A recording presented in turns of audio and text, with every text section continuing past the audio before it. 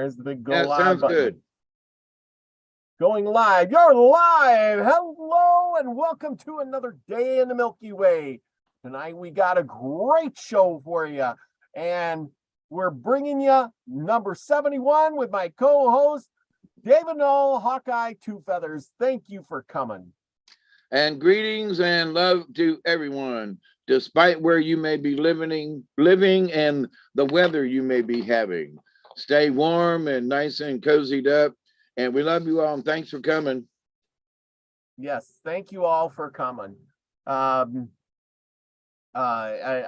see that book 33 is in the house. He says, I've got the Native American Myths and Legends book. Good stuff. We also got, remember everybody, if you want some more books, I have a bunch of Indian books on PDF. I know it's not the real thing, but if you want them, email me. I will send them right out to you. Some good stories. All the stories that David reads, I have on PDF.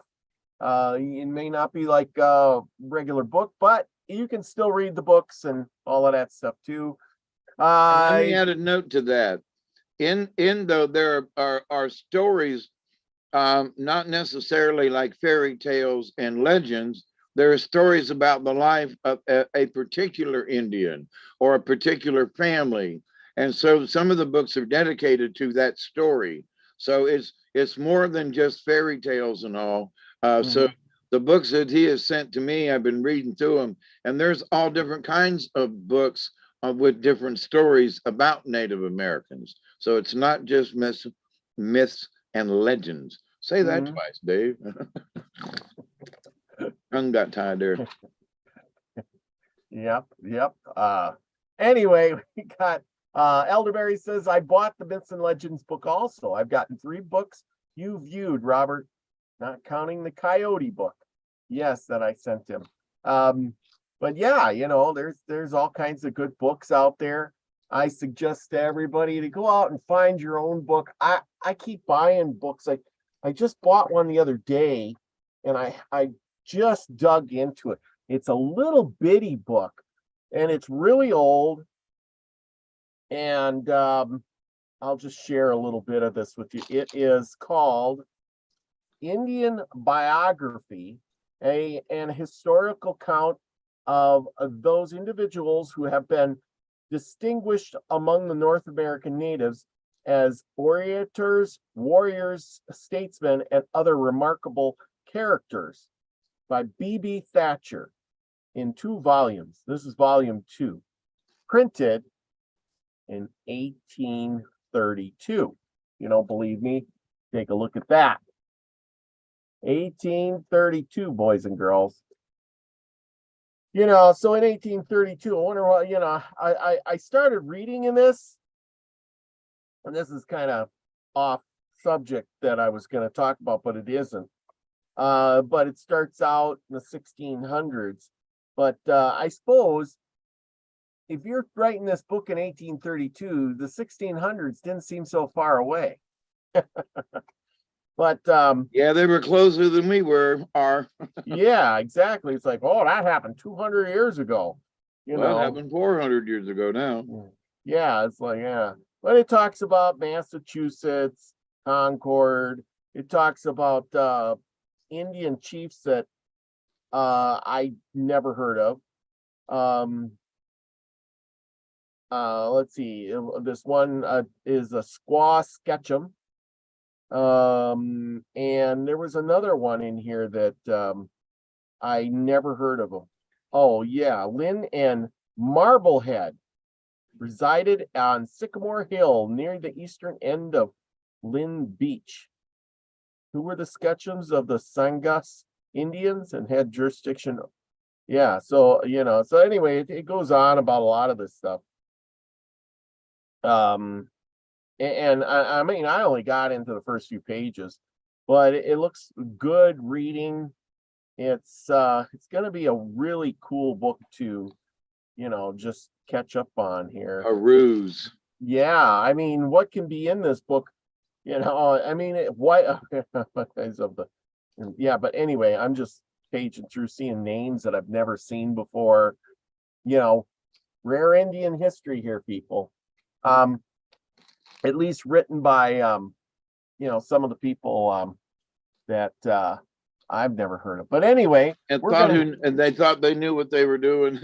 yeah, I mean, really, it gets really right into it. So anyway, tonight, I got this book, The Jesuits of North America, right?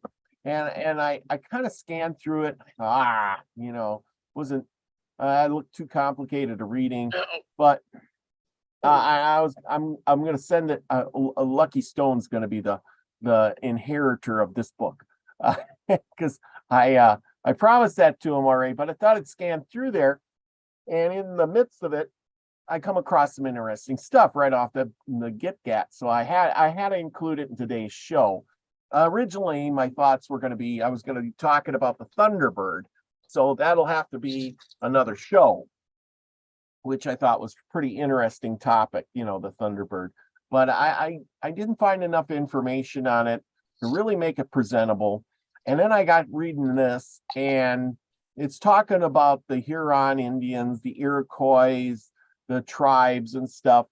And what sparked my attention was when they started talking about these Algonquin Indians and how vast a tract of land they governed. And I do have pictures, everyone. Again? Say that again. Algonquin? Yeah, okay. No, I forgot as soon as you said it. Algonquin? Yes. Okay, I gotta put this up. And I don't know where Max Vision, who's in the house, lives, but I think I know he's in Canada. I think he's east of us, somewhere there. I saw a Thunderbird in the. He's a Canucker, huh? Wow, now that's cool. I wonder if you guys can see that. Did you see that, David? What? My screen becomes your screen, and there you go. It's like magic. You'll have to rewatch it to see, because all of a sudden I'm over where you're at, and I saw something flash. Yeah, and I'm flashing colors. And I haven't done okay. Anything. I thought it was my meds. Oh, go figure. Yeah, I'm taking them right now. But yeah, whoa. Yeah, there you go. Yeah. There's some funky stuff. Okay, so here we go. Play that funky music. So there's a Huron. They lived up in this area. It's upper United States there on the border of the United States, and actually in Canada. So now you kind of have an idea where they would be at. Now, little things I did not know.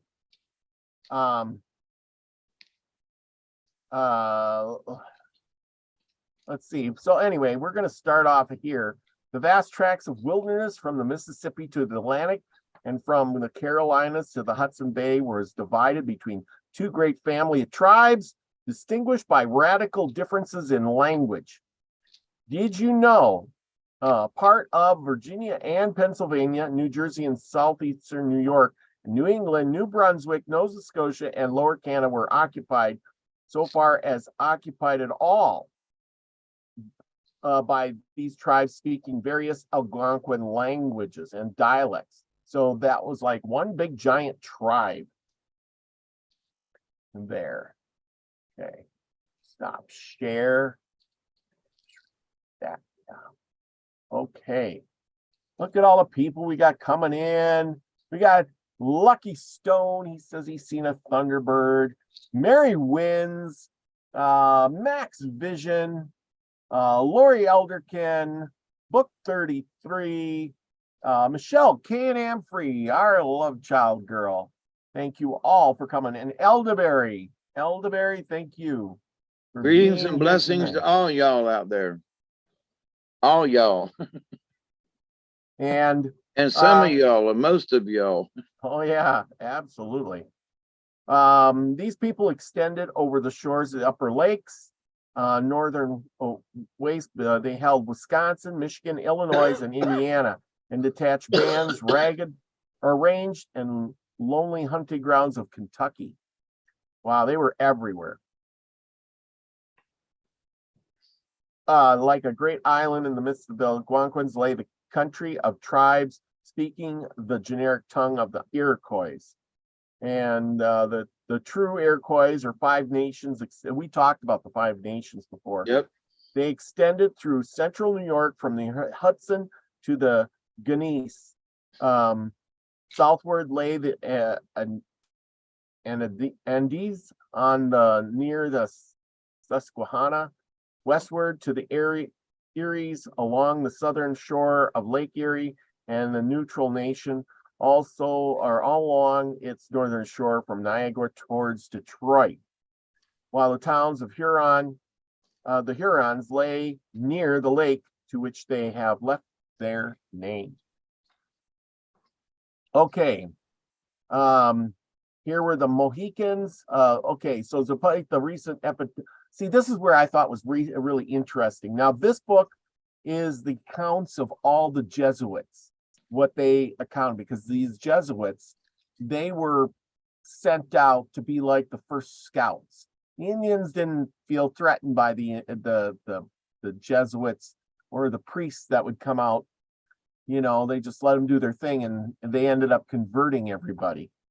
But they should have been wary of the Jesuits, because the Jesuits have always been up to no good since day one. But they had no idea. No idea. They just saw a man who was. Now the priests were different. The Jesuits, they've had an agenda for 1,000 years. Go ahead. Oh yeah. You know, but the government worked with these guys because they would send them in, and that kind of tamed the Indians down. They taught them language, they taught them religion, you know, and things like that. You know what I'm saying? Do you have a time frame? What time is this? Or is it just in general? This is, well, this book here was written in 1892. Okay, so it's. And yes, they're talking about these. This is before the white man really got here. This is like, you know, the beginning, because as I'm reading here, it says, which they left their name, the Hurons left their name. Of the Algonquin population, the densest, despite a recent epidemic which had swept them off by thousands, was in New England, where the Mohicans, the Pequots, the Nagassets, gosh, I had that. Wampanoags, the Massachusetts, the Pennocs, the Thorns in the side of the Puritans. Yeah, so, you know, all those guys were down in New England. And there we go again, and I have no idea why that's doing that. I think that the screen is going wonky, and that's from it's got to be that's got to be Zoom. You know, I don't think that's me or you, because I didn't really do anything in my settings or nothing. The spirits are restless tonight. They are. Wacko Zacko. Yeah. Okay. So these people, okay, the Algonquins belonging to that section, they till the soil, extremities of misery, degradation to which wandering hunting tribes were often reduced because of all of this. They owe also to the bounty of the sea, so that they went and they lived by the coast, by the oceans and the lakes, to get their food. And as always, I didn't realize how bad they had it. You know, you think the Indians had it pretty good. They were starving much of the time. They owed much of that also to the bounty of the sea, hence they tended towards the coast, which before the epidemic, Champlain and Smith had seen at many points studded with wigwams and waving with harvests of maize. Fear, too, drove them eastward, for the Iroquois pursued them with very ferocity. Some paid yearly. So Indians, one tribe would pay a yearly tribute to their tyrants. Gee, They did that. Even the Indians did that. They were subject to their inner roads, flying in terror at the sound of Mohawk war cries. Westward, the population thinned rapidly. Northward, it soon this is the part that's really interesting. Northward, it soon disappeared. Northern New Hampshire and the whole of Vermont and western Massachusetts had no human tenants but the roving hunter or prowling warrior. So believe it or not, nobody lived there. Nobody. I mean, But how does this writer know? But just saying. I mean, he's going off about. Let's put it like this: it was really scarce. Yeah, well, like you said, the roving hunter, the prowling warrior, but Yeah. there was really no tribes there. You know, it makes me think, well, Vermont gets a lot of snow. Well, even in Western Massachusetts. Now, we read a lot about Massachusetts and the Puritans and how hard the winters were, and there weren't Yeah. much food, and even the Indians were starving. Yeah. And I'm thinking, so, the land must not have been so good. And as you go farther north, of course, you don't want to live there. Even the Indians were smart enough not to go there. Yeah. It says, And also it has to do with terrain. So if there's mountains, if the mountains are kind of, easy to get over, but if they're steep, then that just makes it even worse. Because there are places in Kentucky where some of my folks are from, and I was like, why aren't there more stuff here? Well, the rocks are so sheer. There's plenty of land, but you couldn't walk on it if you wanted to. Yeah. So, yeah, but anyway. Okay. Okay. Here's the plan itself.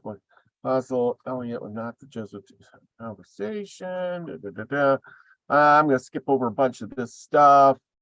Okay, talks about some of the things here and their French influences. French trading ships arrive and anchored in port in Tagaluska. They gathered from afar and near, toiling. So the Indians were going to meet these French trading ships. That's what it was all about. Far and near, toiling painfully through the desolation of forests, mustered by hundreds at a point of traffic and setting up their bark wigwams along the strand of the wild harbor. This was on Lake Huron. They were at the lowest Algonquin type. These ordinary sustenance was derived from the chase, though often goaded by a deadly famine. They would subside on roots and bark, buds of trees, and the foulest of fall. And in extremity, even cannibalism was not rare among them. This is how bad the Indians had it. Can you imagine? We think about, they live in a land of plenty, and even they were starving. Well, let me just give a little example. Yeah. Now the deer are pretty large around here. They're not the mule deer, but they're pretty big. So after a deer is shot, killed, and gutted and dressed out, and you start feeding it out, how many people do you think one deer could feed? Just 5, 10, 15, 20? Yeah, well, one meal or for days? Well, at least one good meal, Oh, 20 yeah. people. Yeah, maybe 20 people. Well, then Something after like that, that deer's 20 gone, them 20 people can be hungry tomorrow.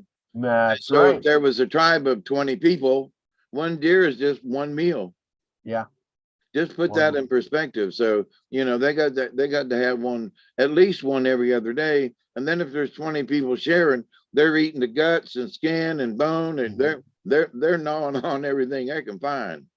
Just to put it in the perspective of they were starving, that's what that would mean. Oh, yeah. Okay, so it goes on about this ascending the St. Lawrence. It was seldom that sight of human form gave relief to the loneliness until at Quebec, the roar of Champlain's cannons from the verge of a cliff announced that the savage prologue of the American drama was drawing to a close and that the civilization of Europe was advancing on the scene. Descending farther, it was the solitude except at Three Rivers, a noted place of trade where a few Algonquins of the tribe called Anticomagus. I never heard that one before. Articamecus, I guess, might possibly be seen. The fear of the Iroquois was everywhere. This Iroquois people, they were fierce people.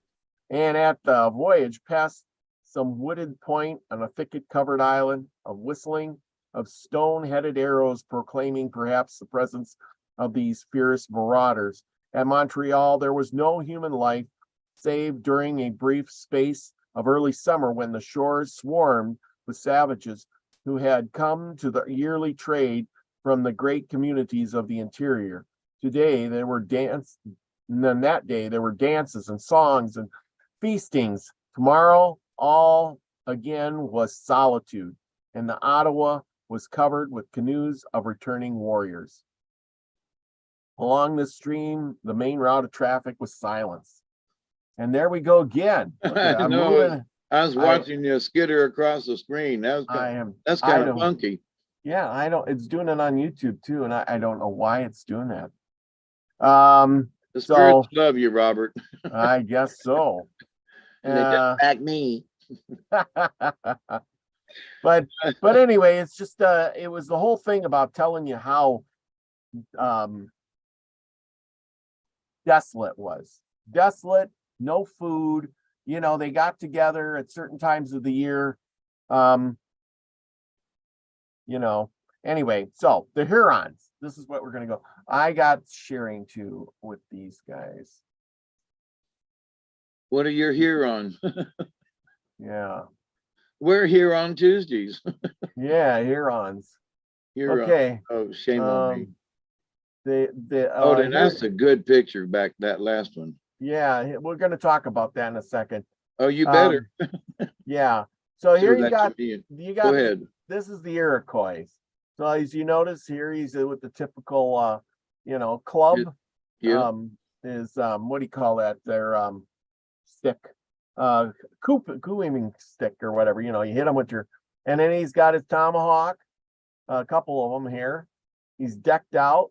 You know, he's got some kind of footing on here. It looks like moccasins or bare feet almost or something. I'm not sure. But he's also got a knit bag, like a baggy thing on his back. Yeah. They did a lot of tattooing and wore their hair kind of funny like. So, and this is more Mohawks, Iroquois people. They were really decked out. They did a lot of stuff with their hair instead of just letting it grow long. Fierce battles they would have, as you can see. And naked as a jaybird. Yeah, they didn't. And according to what I read in the summers, they didn't really wear much for clothes. We're going to skip over that for a second. I want to get to another picture, folks. Not the right picture I wanted. That's the one. Here's one. The Wyandot or Huron tribe of Ontario, Canada, were very tall. And in 1639, Jesuit French explorer wrote that they were very robust and all much taller than the French. So what was the average? I wonder what the average height of a man was back then.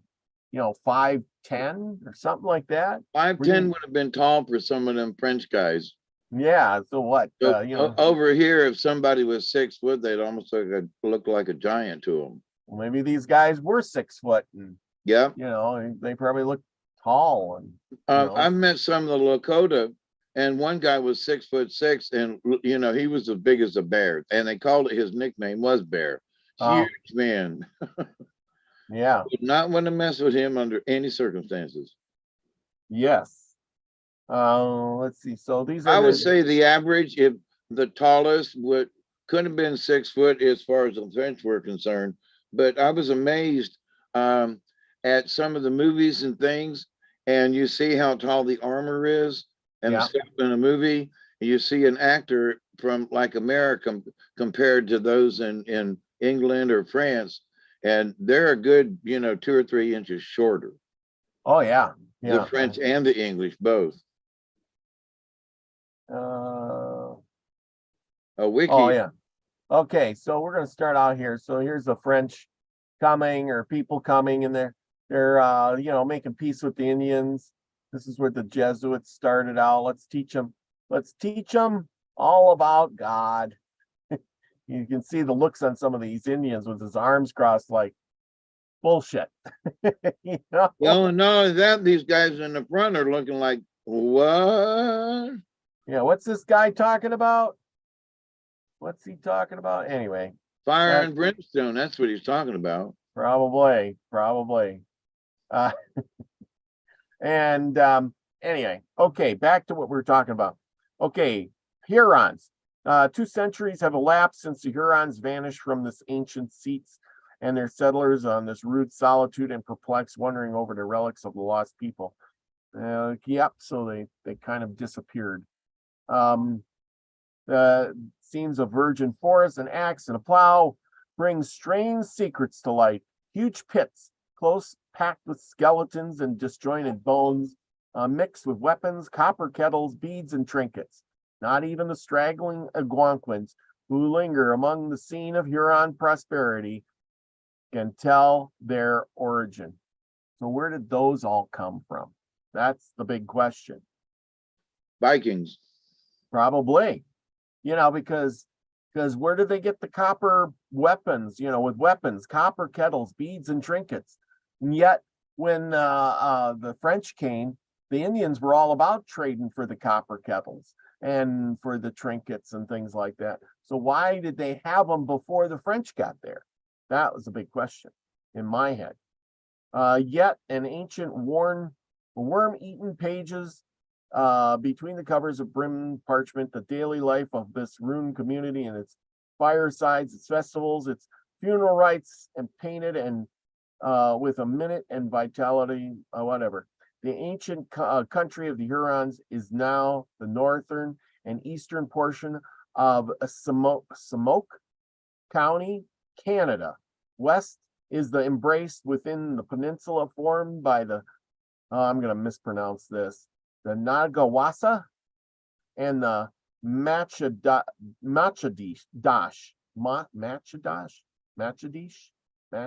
looks like Match and Dash bays, Match and Dash bays of Lake Huron, and the River Servan and the Lake Smoke. Yeah. Its area was small, its population comparatively large.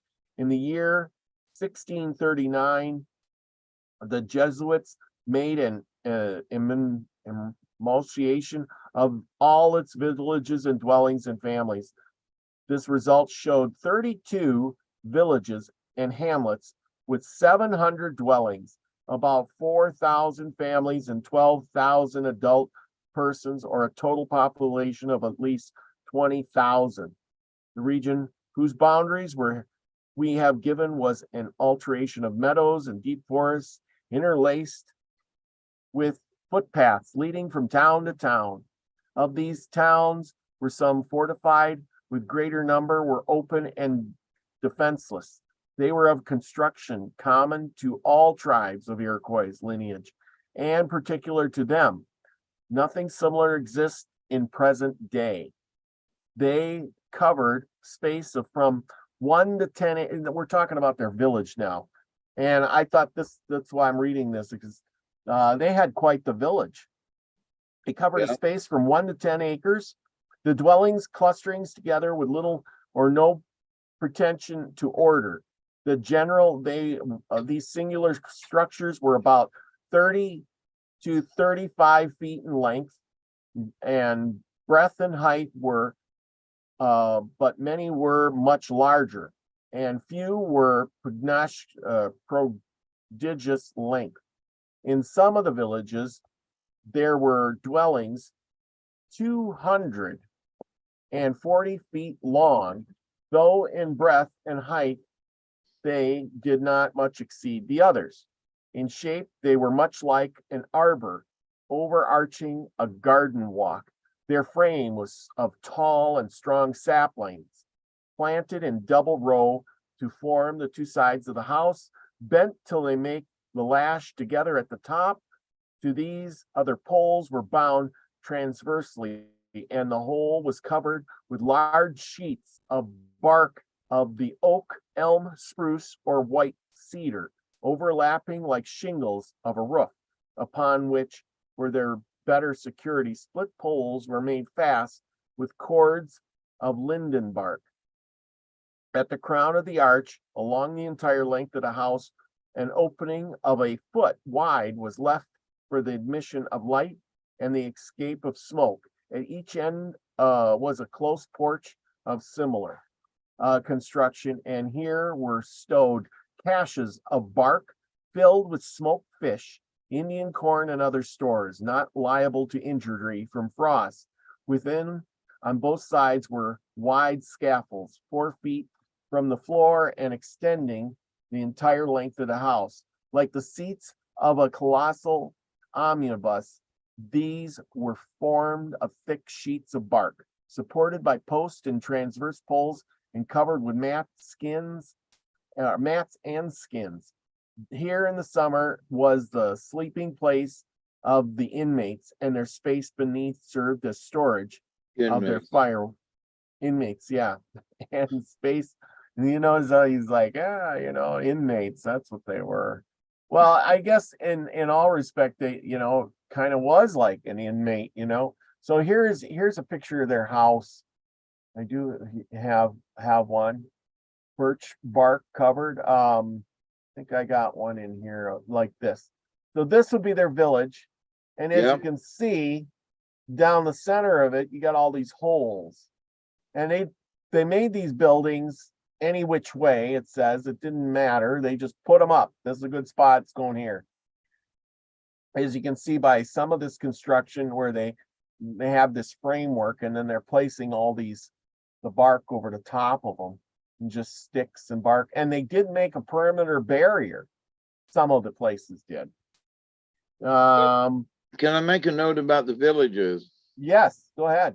One thing is that the reason they were scattered the way they were is because they needed enough space between the villages for foraging. Oh, yeah. Yeah, so they're, it's like but there was an order to it in that where they placed the village, it was near something. Probably water. Near water.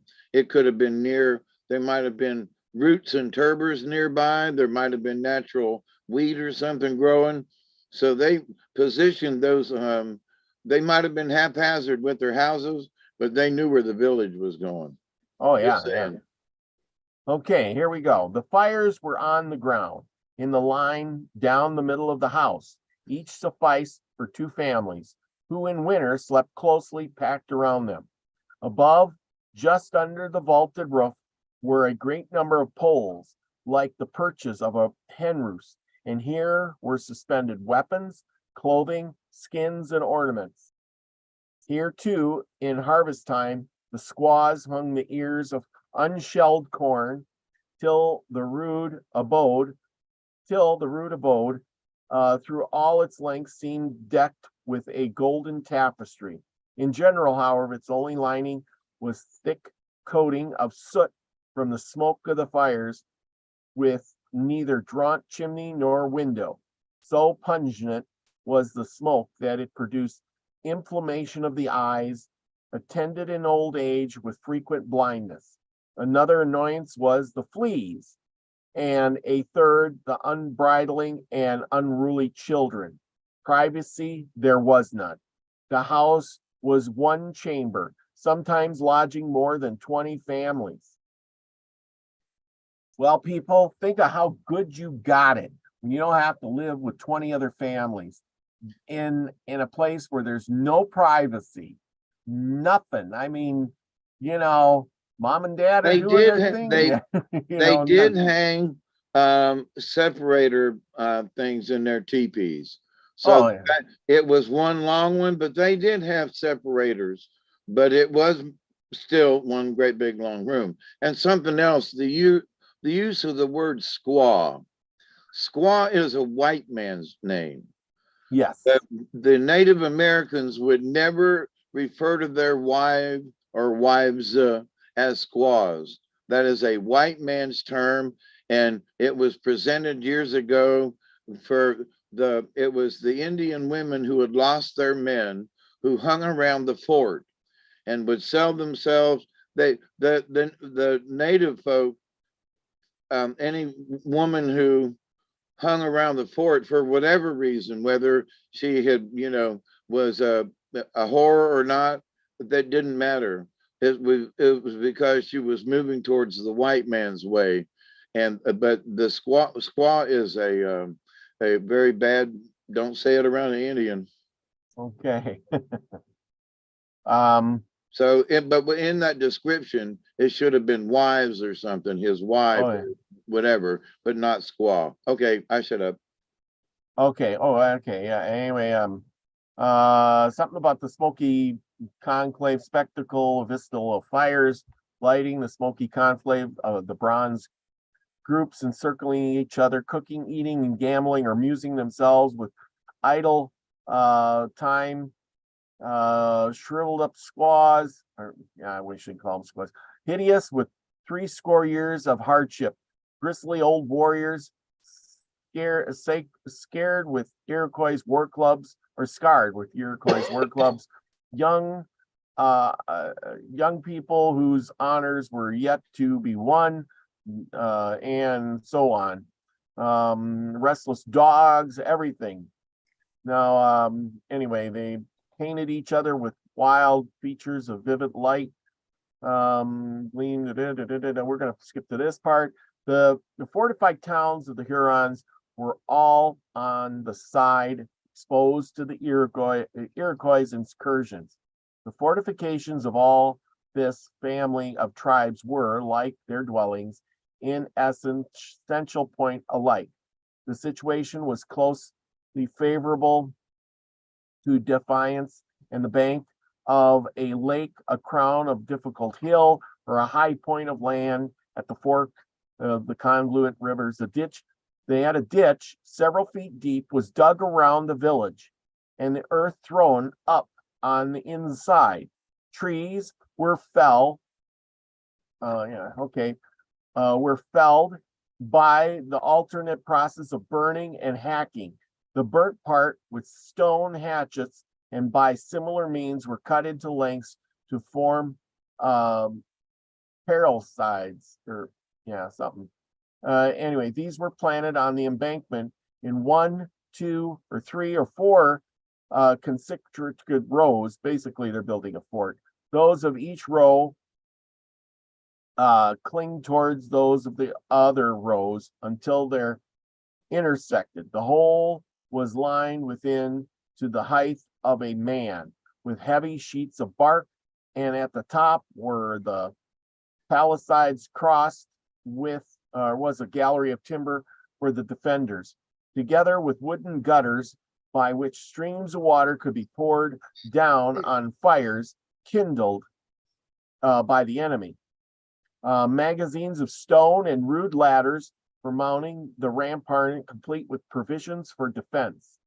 The forts of the Iroquois were stronger and more elaborate than those of the Hurons, and to this day, large districts in New York are marked with frequent remains of their ditches and embankments.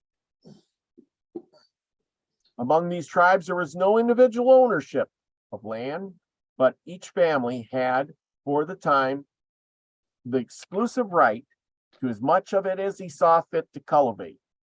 Clearing process, I can't even imagine this. A clearing process, a most toilsome one, consisting of hacking off branches, piling them together with brushwood around the foot of standing trunks of trees, and setting fire to the whole.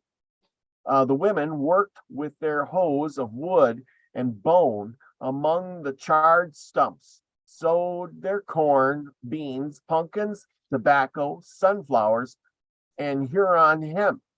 No manure was used, but in intervals of from 10 to 30 years, when the soil was exhausted and the firewood distant, the village was abandoned and a new one built. I guess you were right about that. Remember you were saying it's for intervals or whatever? Yeah. You have a village, you run out of supplies, you move the whole village. Yep. There was little game in the Huron country, and here, as among the Iroquois, the staple of food was Indian corn, cooked without salt in a variety of forms. Think how lucky people are out there that you can have food with salt for taste. These people got no salt, just corn in various forms, each more audacious than the last. Venison was a luxury found only at feasts. Dog flesh was in high esteem. And so here we go. Gosh darn it. I wonder if they ate cats. I don't know if they had cat. I never hear about cats. So here you go. This is an Indian dog. It's called a hare Indian dog. It is now extinct. But well, if they kept eating them, yeah, I reckon. Well, yeah. But this was what an Indian dog would have looked like. It's called the hare Indian dog, and it's now extinct. But that's what an Indian dog was. So they had dogs. I mean, they were just, this is what they look like, you know? But I thought that was kind of interesting. Dog flesh was in high esteem, and in some of the towns, captive bears. Can you imagine raising a bear? Bears were fattened for festive occasions. Yep. These tribes were far less improvident than the roving Algonquins. The stores of provisions were laid up against a season of want. Their main stock of corn was buried in catches or deep holes in the earth, either within or without the houses. In respect to the arts of life, all these stationary tribes were in advance of the wandering hunters of the north. The women made a species of earthen pot for cooking, but these were supplanted by the copper kettles of the French traders. They wove rush mats with no little skill. They spun twine from hemp by the primitive process of rolling it in on their thighs, and of this twine made nets. They extracted oil from fish and from seeds of the sunflower, the later apparently only for the purpose of the toilet. Go figure. Even the Indians use a toilet. They pounded their maize in huge mortars of wood, hollowed by alternate burnings and scrapings. Their stone axes, spears, and arrowheads, and bone fish hooks were fast giving place to the iron of the French. But they had not laid aside their shields of raw bison hide or of wood overlaid with plaited and twisted thongs of skin. They still used to their primitive breastplates and greaves of twigs interwoven with cordage. The masterpiece of the Huron handiwork, however, was the birch canoe. Now you're going to show me that picture, right? Yes. Now we get to go to the birch canoe. There you go. That's there a beautiful canoe. That is. They were known for their birch canoes. And that wooden paddle is pretty authentic. I mean, it is wooden, but it's pretty authentic to what they used back then. Nice. Yeah. Yeah. I think that's pretty cool. Nice canoe. Yeah, it is. Nice looking canoe. And that looks like about a 10-footer. Yeah, that'd be about 10 foot. There was the masterpiece of the Huron handiwork, however, was the birch canoe, in the construction of which the Algonquins were no less skillful. The Iroquois, in the absence of the birch, were forced to use the bark of the elm, which was greatly inferior, both in lightness and strength. Pipes, which nothing was more important in their eyes. The Hurons made a great variety, some of baked clay, others of various kinds of stone, carved by the men during their long periods of monotonous leisure, often with great skill and ingenuity. But their most mysterious fabric was the wampum. The long times of leisure meant winter time when it was so flipping cold outside. you had to stay in the teepee. And so you got bored easy. So they did a lot of construction of things and repair of shoes and moccasins and that time, that long term of leisure. You have it snowing outside. Go ahead. Yeah. Oh yeah, you can't do much in the winter. You're in your No. little, and you got to remember they're so far north that they were getting, you're getting 2-3 feet of snow. Yep. You're not going outside for nothing. But all of the elders and folks that I've met over the years, they all knew winter was coming. So they had lots of things that they had gathered during the summer and things like that. So when winter came, they wasn't bored. I mean, they planned ahead. It wasn't like, oh, me, oh my, what am I going to do? No, they had things planned. But anyway, so go ahead. This wampum was their currency, their ornament, their pen, their ink, their parchment. It was used by no means confined to tribes of the Iroquois stock. It consisted of elongated beads, white and purple, made from the inner part of certain shells. You can see that in this. It is not easy to conceive how, with their rude implements, the Indians contrived to shape and perforate their interactional material. The art soon fell into disguise, however, for wampum better than their own.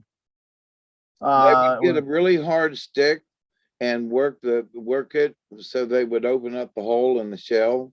And they also made drill type devices with pieces of rock and attach it to a piece of stick, and they would use that as a drill. I guess so. And then that made it there. A lot of those things already have a hole in them, but you couldn't get a piece of thread through it that big. So they'd have to open up the hole. So they made drill bits in a antler and stuff, and that's what they used. Wow. Until the French traders came by, and they had a bunch of glass, and they used porcelain, and they strung them into necklaces or wrought into the collars, belts, and bracelets. It was the favorite decoration of the Indian girls at festivals and dances. It serves no graver purpose, no compact, no speech or clause of the speech to the representative of another nation had any force unless confirmed by the delivery of a stringing or belt of wampum. The belts, on occasion of importance, were wrought into significance devices suggestive of the substance of the compact or speech and designed as aids to memory.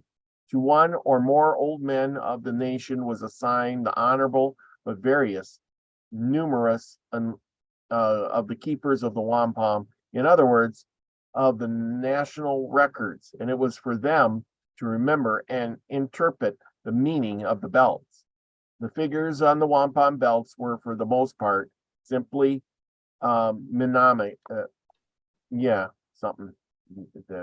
So also they were carved on wooden tablets or painted on barks and skin to preserve the memory of song, of war, hunting, or magic. The Hurons had, however, in common with the other tribes, a system of rude pictures, arbitrary signs of which they could convey to each other with tolerable precision information touching the ordinary subjects of Indian interest. The dress was chiefly of skins cured with smoke, after the well-known Indian mode, that the women, according to the Jesuits, was more modest than that of our most prestigious ladies of France. The young girls on festive occasions must be accepted from this accommodations, as they wore merely a kilt from the waist to the knee, besides the wampum decorations of the breast and the arms. Their long black hair gathered behind the neck and was decorated with discs of native copper or gay pendants made in France, and now occasionally unearthed in numbers from their graves. The men in summer were nearly naked, those of kindred tribe wholly so, with the sole exception of their moccasins. In winter, they were clad in tunics and leggings of skin, and at all seasons, on occasion of ceremony, were wrapped from head to foot in robes of beaver or otter furs, sometimes of the greatest value.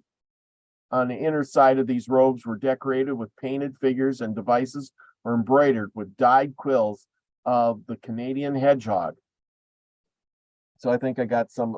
Hang on, go back, go back. Oh, I wanted to show you some. One where? more, right there.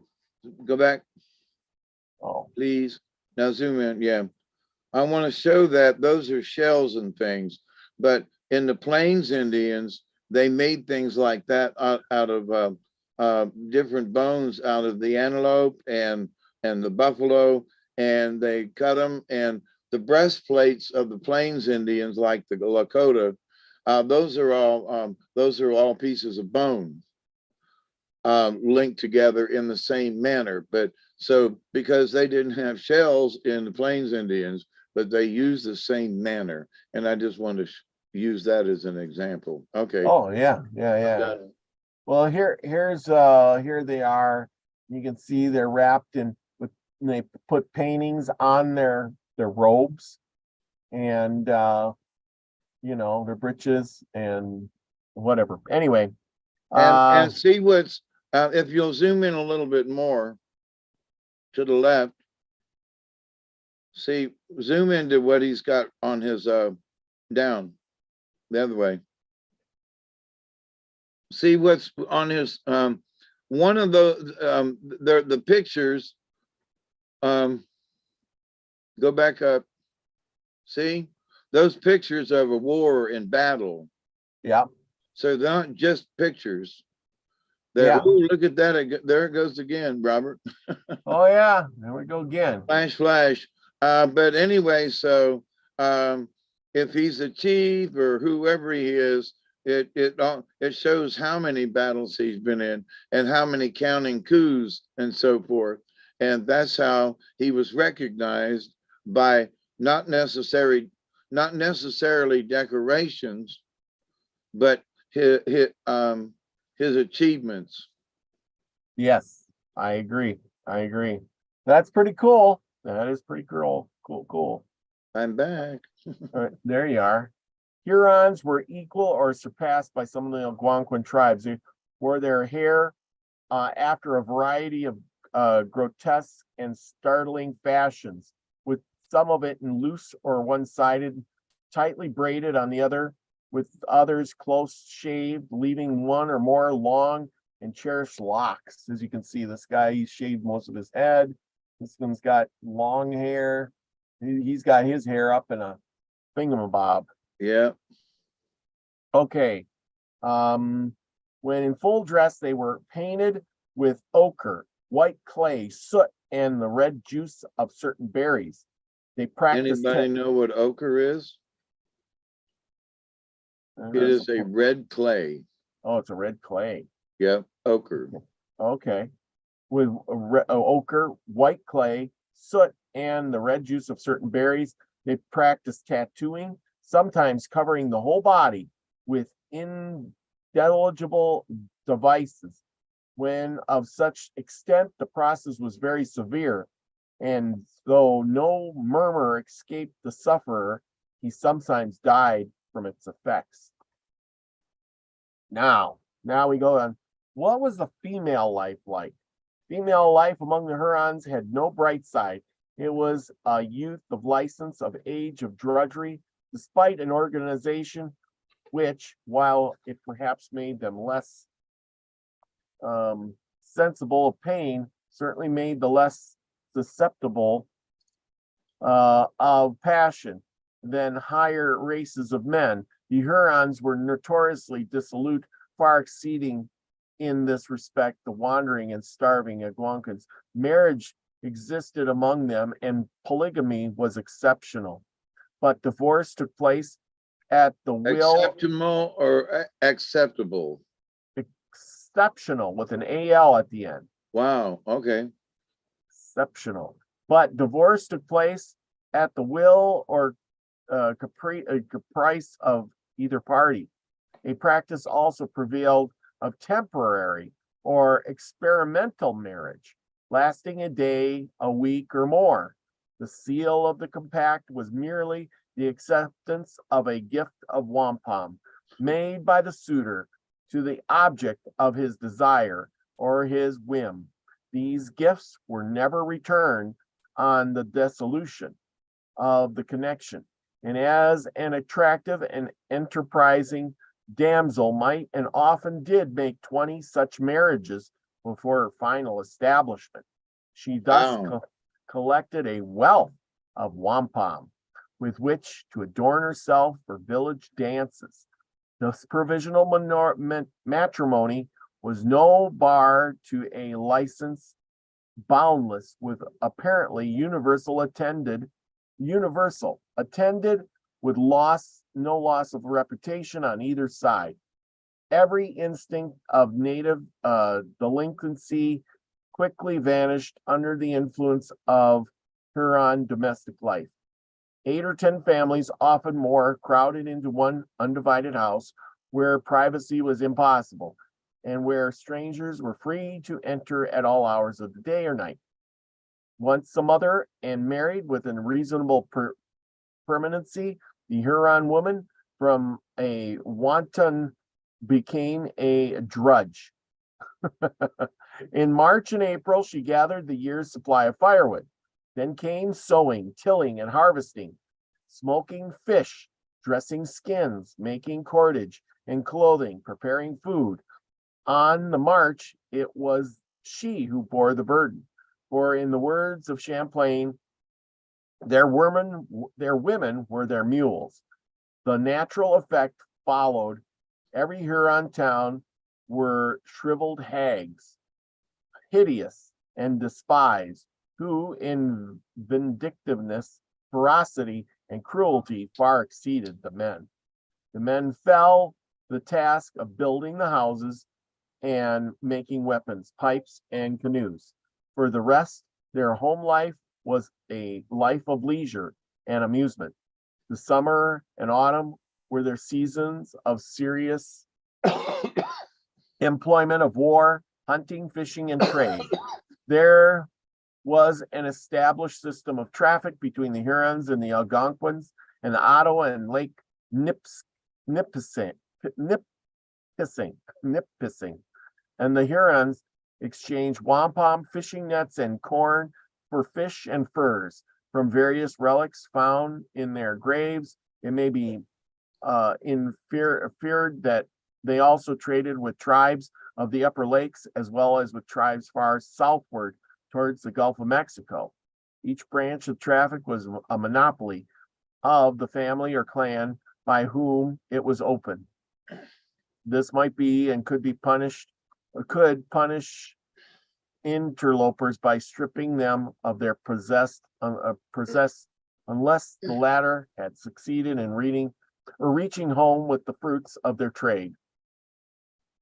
And it just goes on a little bit more about their trade, their pursuits with their hunting, in which they were aided by a wolfish breed of dogs unable to bark.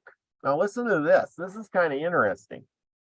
So, they go hunting and stuff. These pursuits were there with their hunting, in which there were aided by a wolfish breed of dogs unable to bark, consumed the autumn and early winter, but before the new year, the greater part of the men were gathered in their villages. Wow.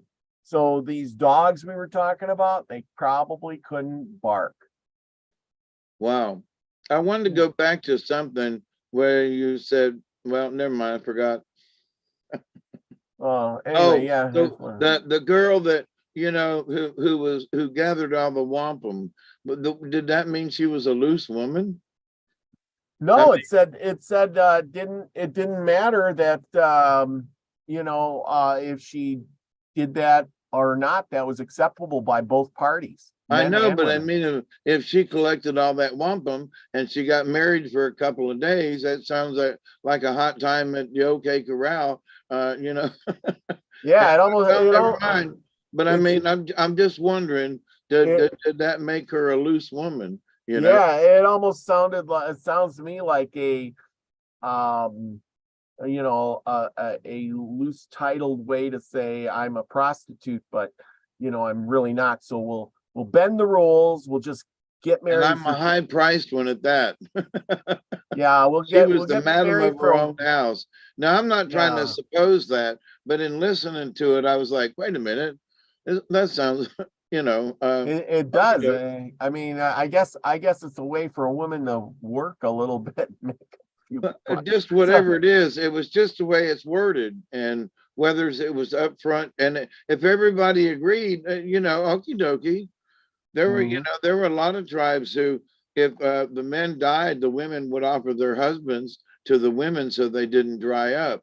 So, there are a lot of customs like that a lot of white folks would frown upon, but it was common to them. So, why not that, There And there's your my Indian. screen goes again. There's the Indian corn. But anyhow, well, there we go. That's kind of what I got.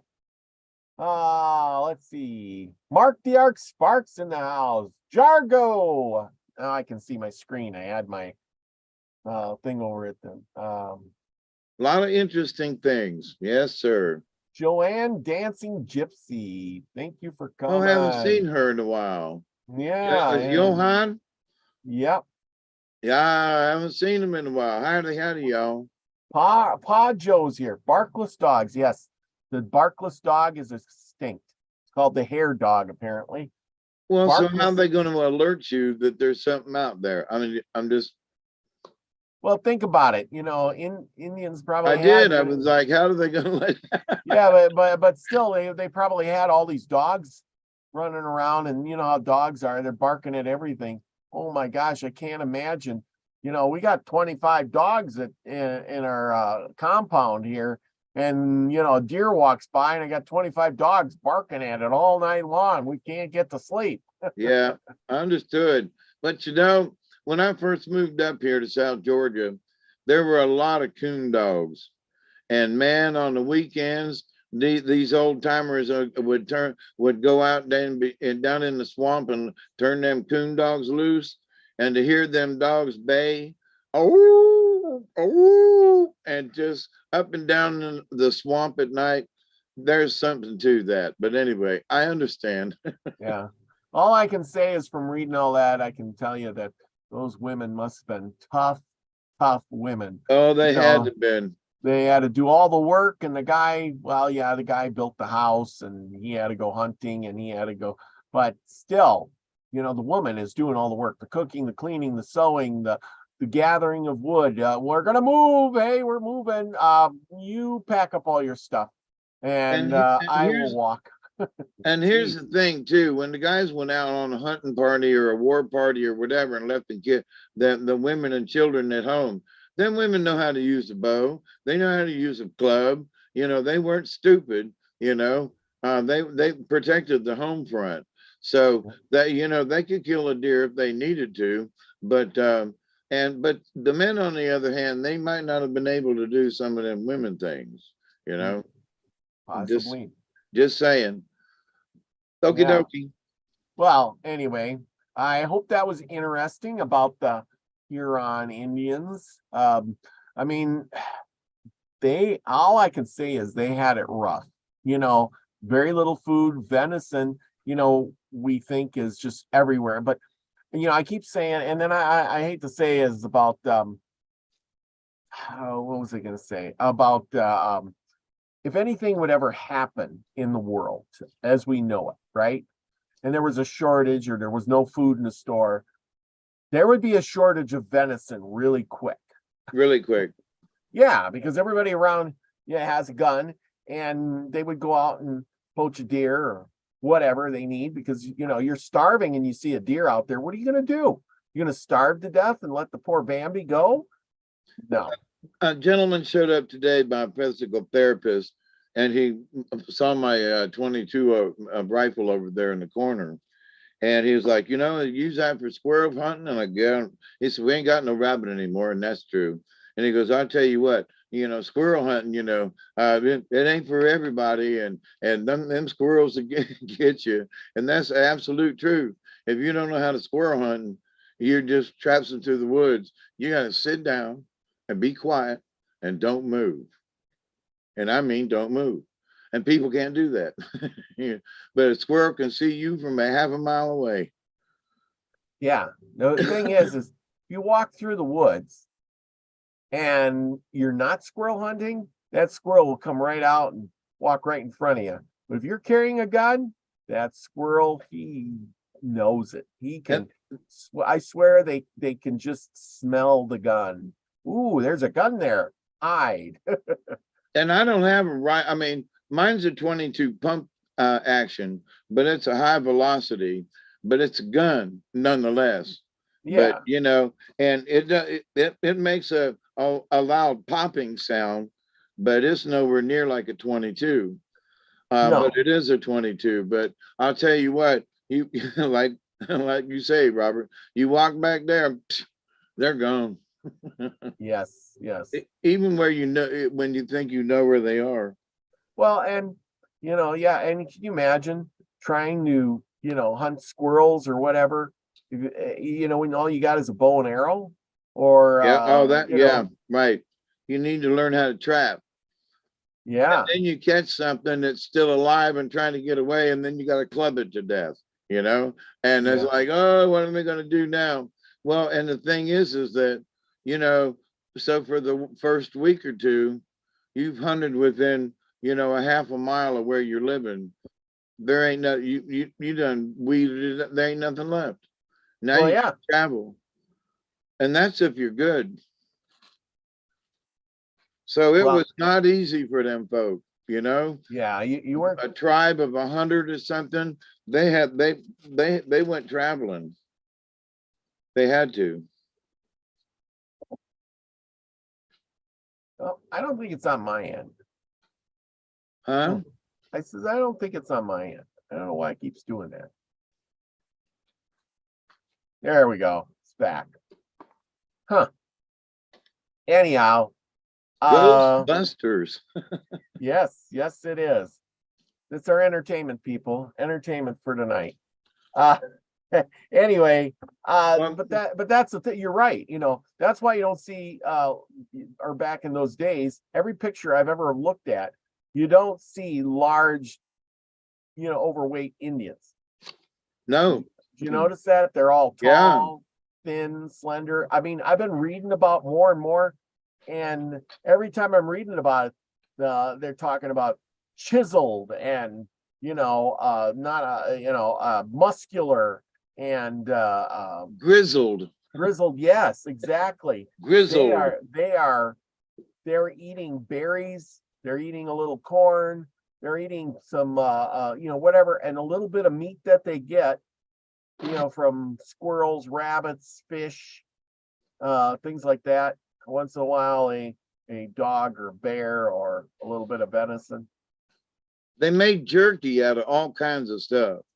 Yeah, I mean, even dried fish, you could, make little clumps with it depending on how thick it was, and munch on it. It would be preserved enough that the flies and stuff wouldn't get it, and you could, it would last for a couple of days.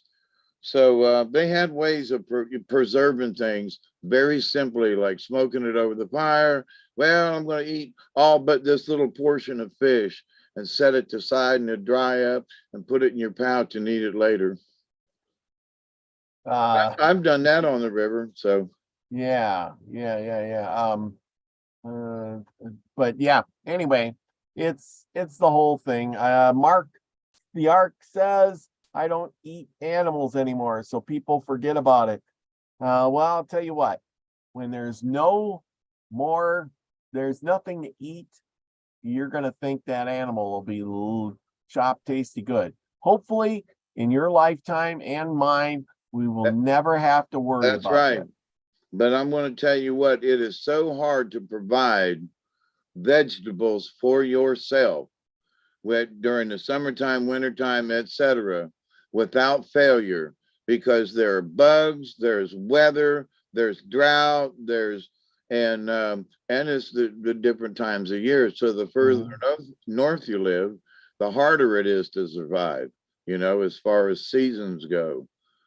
And that's probably why nobody lived in Vermont or upper New Hampshire and places like that, because the rocky area, no place to grow stuff. People take it for granted when they talk about, I'm going to go live off grid, I'm going to go get a place in the mountains, or I'm going to go do this or that. We got to remember, the Indians didn't have solar. They didn't have water pumps. They couldn't say, well, I'm going to build my house up here and I'm going to have a well, because there's nobody to drill it. And they couldn't, anything that they got, they had to either trade for. And that means you have to have an abundance of one thing to trade for another. And then you had to grow it yourself. And remember, if you say grow corn, and people forget about this stuff, you have to wait 3 months before you can get it. Well, that, and what do you do in the meantime? But no. You do enough for a whole year. But here's the thing. I'm growing some corn, and I grow 10 bushels of corn. Can I eat 10 bushels of corn? Answer me that. Well, should I eat 10 bushels of corn? You can't eat 10 bushels of corn. No, you can't.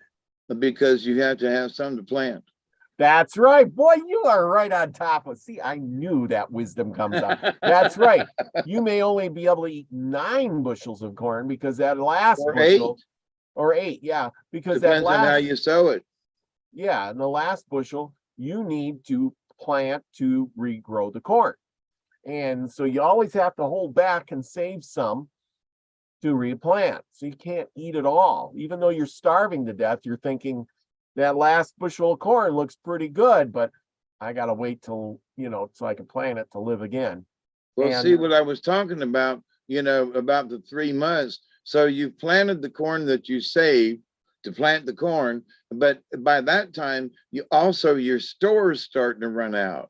Yes. So the 9 bushels or 8 bushels that you are saving now, guess what? If you use a bushel a month, now 9, 8, 7, 6, 5, you're running out of food, and it's springtime. Yeah. And you're planting corn that you'd really like to eat, and now you got to wait for it to grow. So what I'm saying is, it wasn't easy. Yeah, I'm doing that with my potatoes this year. So I grew a bunch of potatoes, and I saved some seeds from the year before, but it wasn't enough. And so I bought some seed potatoes, and I grew some seed potatoes. Or no, I planted all my potatoes and I harvested them. So I have buckets, 5-gallon buckets full of potatoes. Now I'm waiting for spring so I can start planting, yet the garden's still under a foot of snow. Yeah. And the buckets are going down, down, down. And pretty soon I might not have any to plant, or what am I going to do? But some of them they're getting ready to sprout. So I don't know. I'm kind of bank them down here. The old timers bank them. So to get them out of the buckets, you just dig back the snow and dig back the dirt. And you've got any straw, then you lay them in the straw, and then put layer of straw, taters on top, layer of straw, and then cover them back over with dirt. Oh. And that's how they used to keep them. If you needed a tater, you went out to the pile and reached in and got one. Oh, that's a good idea. Yeah, old timers down here, and that was in the old Appalachian books too. So that was just a sort of a homesteaders how they did it. It was a cheap seller. Well, that might be a thing to do. I don't know about here where it gets 40 below all the time, but yeah, but it would be banked in Mother Earth, and it's protected up to a point, and it makes everything dormant. It naturally dormant. You know what I mean? Yes. Rather than sitting outside. Oh, I agree. It'd be worth a try. Oh yeah, there's Chloe. Chloe's in the house. Chloe had a good show with Wayne today. Oh, that's our Chloe. She's shining like a beacon. She was doing a good job. She's awesome. She's leaving for work. She said, "Oh, you're working late." She's working late today. Oh, But anyway, okay, what do we got? What story? Are you all ready? Yeah, I've been ready. Oh, okay. Sorry. It's all right. You're the driver, did Buzz. Sometimes I get caught up in my own conversation here. Oops. Make it bigger, bigger, bigger.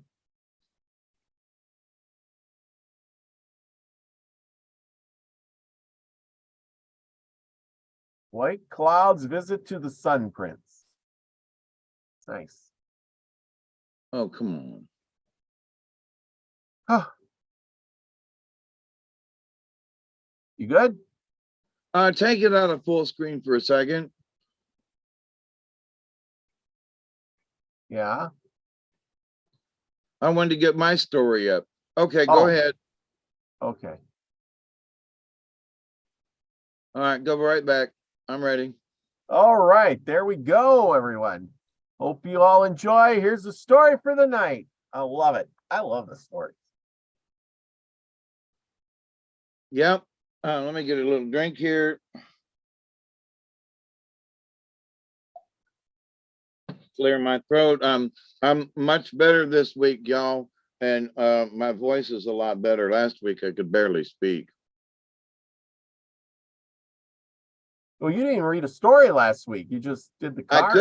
I couldn't. That's right. I did cards, and that was that. All right. White Cloud's visit to the Sun Prince.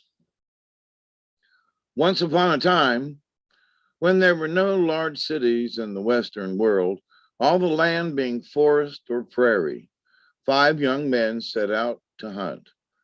They took with them a boy named White Cloud. Just a second, let me get set here.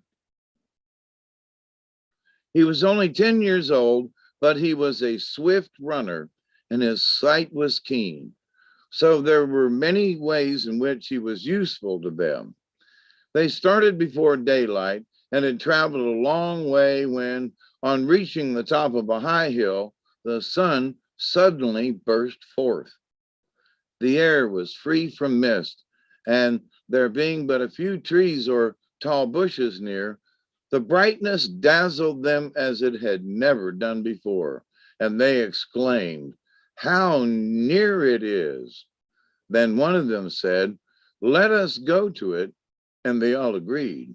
They did not wish to take White Cloud with them, but he insisted upon going. When they continued to refuse, he threatened to tell their parents and the chief, who would surely prevent them from their undertaking such a journey. Finally, they consented, and each went home to make preparations. They shot some birds and a red deer on the way so as not to arouse the suspicions of their friends. Before they parted, they agreed to get all the moccasins they could and a new suit of leather apiece in case they should be gone a long time and might not be able to procure clothes. White Cloud had most difficulty in getting these things, but after coaxing to no purpose, he burst out crying and said, "Don't you see I am not dressed like my companions? They all have new leggings." This plea was successful, and he was provided with a new outfit. As the party went forth the next day, they whispered mysteriously to one another, taking care that such phrases should be overheard as "a grand hunt," and "we'll see who brings home most game." They did this to deceive their friends. Upon reaching the spot from which they had seen the sun so near on the previous day, they were surprised to find that it looked as far away as it did from their own village. They traveled day after day, but seemed to come no nearer. At last they encamped for a season and consulted with one another as to the direction in which they should go. White Cloud settled it by saying, "There is the place of light," pointing towards the east. "If we keep on, we must reach it sometime. So they journeyed towards the east. They crossed the prairie and entered a deep forest where it was dark in the middle of the day, where the prince of the rattlesnakes had his warriors gathered round him. But the eldest of the party wore a medicine of snakeskin. So he and his companions were allowed to go through the woods unharmed. They went on day after day and night after night through forest that seemed to have no end. When the morning star painted her face, and when the beautiful red glow in the west, when the storm fool gathered his harvest, when the south wind blew silver from the dandelion, they kept on, but came no nearer to their object. Once they rested a long time to make snowshoes and more arrows. They built a lodge and hunted daily until they had a good store of dried meat, as much as they could carry, and again they went on their way. After many moons, they reached a river that was running swiftly towards the east. They kept close to it until it flowed between high hills. One of these they climbed and caught sight of something white between the trees. They hurried on and rested but little that night, for they thought surely the white line must be the path that leads to the splendid lodge of the sun. Next morning, they came suddenly in view of a large lake. No land was on any side of it except where they stood. Some of them, being thirsty, stooped to drink. As soon as they had tasted, they spat out the liquid, exclaiming, "Salt water!" When the sun rose, he seemed to lead forth out of the farthest ways. They looked with wonder, then they grew sad, for they were as far away as ever. After smoking together in council, they resolved not to go back, but to walk around the great lake. They started towards the north, but had only gone a short distance when they came to a broad river flowing between mountains. Here they stayed the night. While seated round their fire, some of them thought to ask whether any of them had dreamed of water. After a long silence, the eldest said, "I dreamt last night that we had come wrong, that we should have gone towards the south. But a little way beyond the place where we encamped yesterday is a river. There we shall see an island not far out in the lake. It will come to us, and we are to go upon it, for it will carry us to the lodge of the sun." The travelers were well pleased with the dream and went back towards the south. A few hours' journey from their old camp brought them to a river. At first they saw no island, but as they walked, they came to a rise of ground, and the island appeared to them in the distance. As they looked, it seemed to approach. Some of them were frightened and wanted to go away, but the courage of White Cloud shamed them, and they waited to see what would happen. They saw 3 bare trees on the island, such as pine trees that have been robbed of their leaves by fire. As they looked, lo, a canoe with wings that flap like those of a loon when it flies low down to the lake, left the island. It came swiftly over the water, and when it touched the land, a man with a white face and a hat on stepped upon the shore and spoke to them, but they could not understand what he said. He motioned to them to mount the bird canoe, which they did and were carried to the island. There was a horrible noise and rattle like that made by the magician when he conjures the evil spirit from a sick man. Then the white wings sprang from the bare tree trunks, and they felt themselves moving over the water as the deer bounds across the trail in the forest. The night came, and they saw the familiar stars above them, so they lay down to sleep, fearing nothing. When the day dawned, they could see no shore anywhere, only the water of the lake. The pale faces were kind and gave them food and drink and taught them words such as they had said to one another. One moon had passed and another had come and nearly gone when the pale faced chief said they would soon find the shore and he would take them to his prince, who would direct them to their journey's end. The prince lived in a beautiful lodge of white stone. The walls were of silver, hung with silver shields and arrows. His throne was of the white horn, carved with many figures. His robe was ermine, and he had many sparkling stones in his headdress. He talked to White Cloud and listened to the story of their wanderings, their dreams, and their disappointments, and spoke gently, trying to persuade them to give up their purpose. See, said he, here are hunting grounds and fat deer, and game and fish enough for you, and none shall make war or trouble you. Why go further? But they would not stay, whereupon the prince proved himself a magician, for he told them in what direction they should go and what would befall them. At last, they would come to the wigwam of the great wizard, Tangled Hair. They would hear his dreadful rattle 3 days before they reached his lodge, and the wizard would do his best to destroy them. The prince tried again to keep them, but as they would not stay, he gave them presents of food and clothing, and his warriors led them to the end of his country. They went through many forests, but the trees were strange to them. They saw flowers springing in their path and vines upon the rocks and about the trees, but none were those they knew. Even the birds were strange and talked in voices which they could not understand.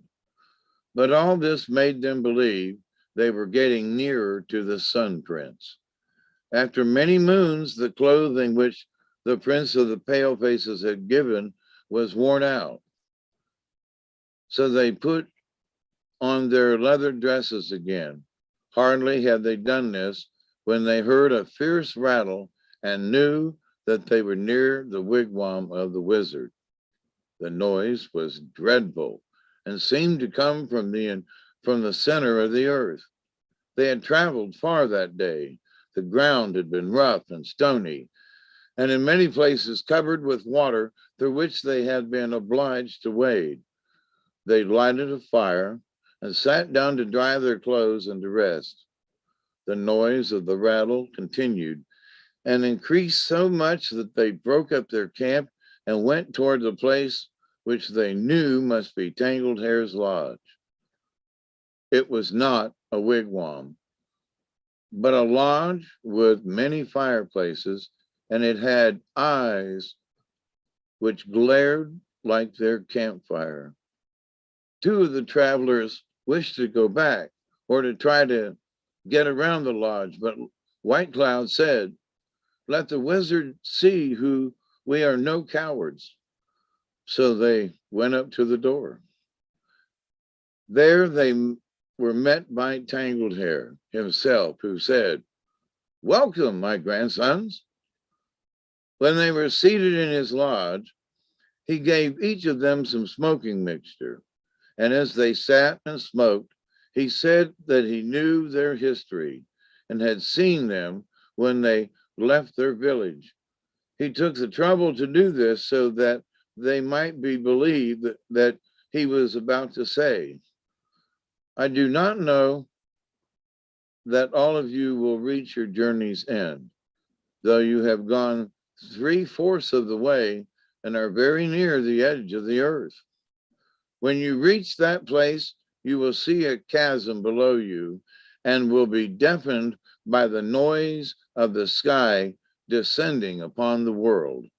It keeps moving up and down.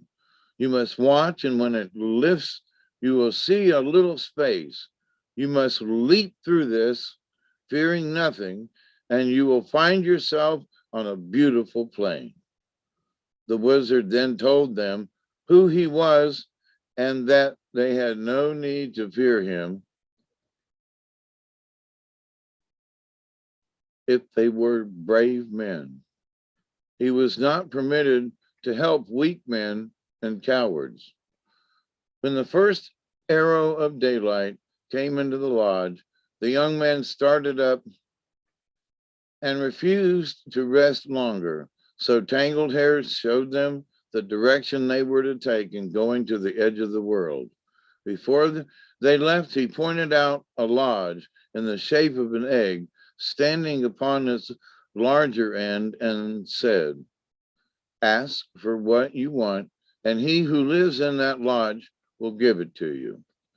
The first two asked that they might live forever and never be in want. The third and the fourth asked to live longer than many others and always to be successful in war. White Cloud spoke for his favorite companion and for himself.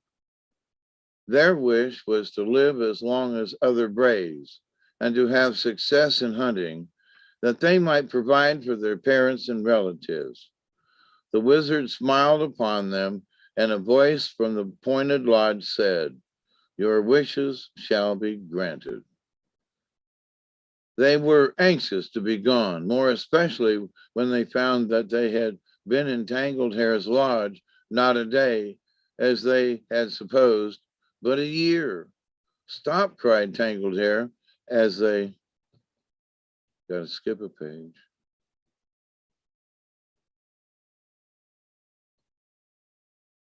As they prepared to depart, "You who wish to live forever shall have that wish granted now." Thereupon he turned one of them into a cedar tree and the other into a gray rock. "Now," said he to the others, "you may go." They went on their way trembling and said to one another, "We are fortunate to get away at all, for the prince told us he was not an evil spirit." They had not gone far when they heard the beating of the sky. As they went nearer and nearer to the edge, it grew deafening, and strong gusts of wind blew them off their feet.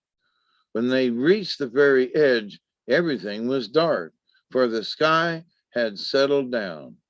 But it soon lifted, and the sun passed but a short distance above their heads. It was some time before they could get courage enough to jump through the space. White Cloud and his friend at last gave a great leap and landed on the plain of which they had been told. "Leap, leap quickly," called White Cloud to the others. "The sky is on its way down."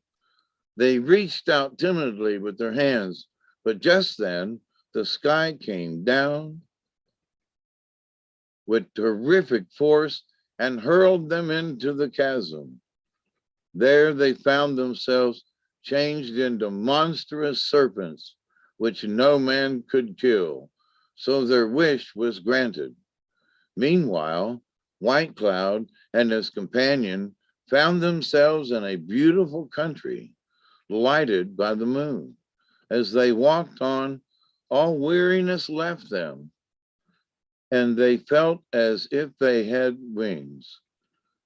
They saw a hill not far off and started to climb it, that they might look abroad over the country. When they had reached it, a little old woman met them. She had a white face and white hair, but her eyes were soft and dark and bright in spite of her great age. She spoke kindly and told them that she was the princess of the moon, that they were now halfway to the lodge of her brother, the Sun Prince. She led them up a steep hill which sloped on the other side directly to the lodge of the sun. The Moon Princess introduced them to her brother, who wore a robe of a rich golden color and shining as if it had points of silver all over it. He took down from the wall a splendid pipe, and from such a smoking mixture which he had handed to them. He put many questions to them about their country and their people, and asked them why they had undertaken this journey. They told him all he wished to know, and in return asked him to favor their nation, to shine upon their corn and make it grow, and to light their way in the forest. The prince promised to do all these things, and is much pleased because they had asked for favors for their friends rather than for themselves. Come with me, he said, and I will show you much that you could not see elsewhere. Before starting, he took down from his walls arrows tipped with silver and with gold, and placed them in a golden quiver. Then he set out on their journey through the sky. Their path lay across a broad plain covered with many brilliant flowers. These were half hidden many times by the long grasses, and the scent of which was as fragrant as the flowers it hid. They passed tall trees with wide spreading branches and thick foliage.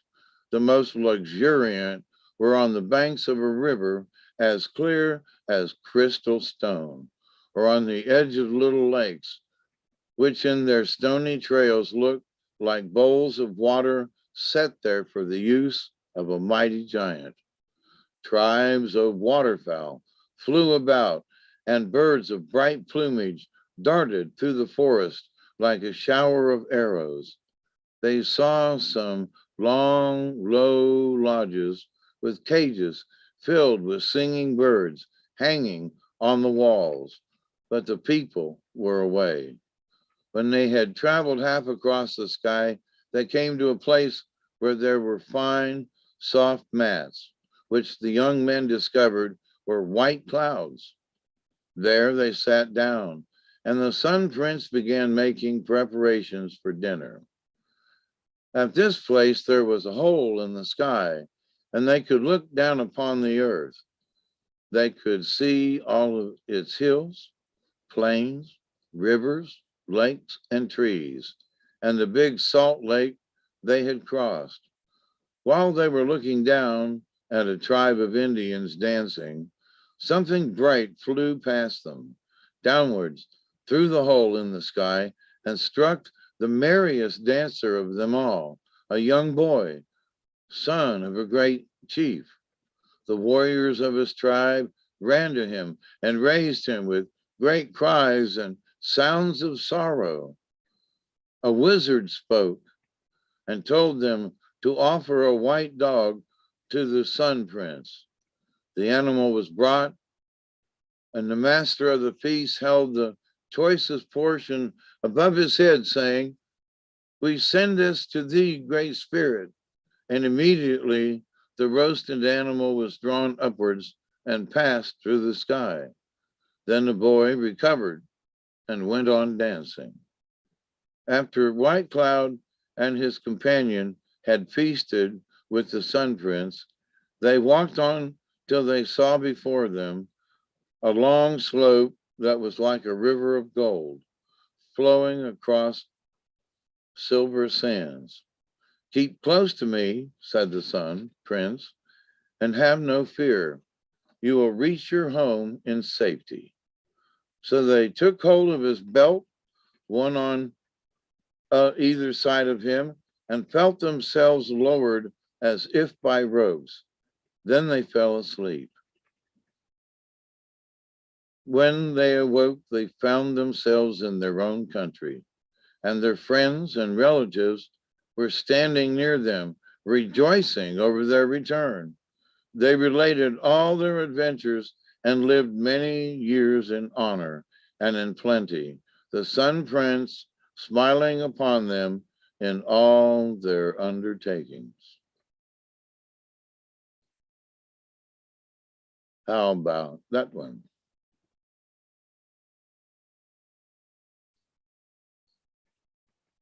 So in that, are you on mute? There we go. Yep. And I'm on both places too. Look at I'm you. Yeah, you are. I'm me. I wonder what that looks like afterwards. Hi there, everybody. But an interesting story, and it's interesting because White Cloud, he was the underling to all these other guys and hunters and stuff, and he supposedly didn't know what he was doing. But his offering was, give us the strength to feed our people, you know, where Yeah. they wanted to live a long time for themselves. And he was like, you know, make me strong so I can feed everybody. You know, what a difference a day makes. So the Sun Prince, you know, but did you notice they offered up a dog? Mm-hmm. Wasn't you just talking about that? Yep, a white dog.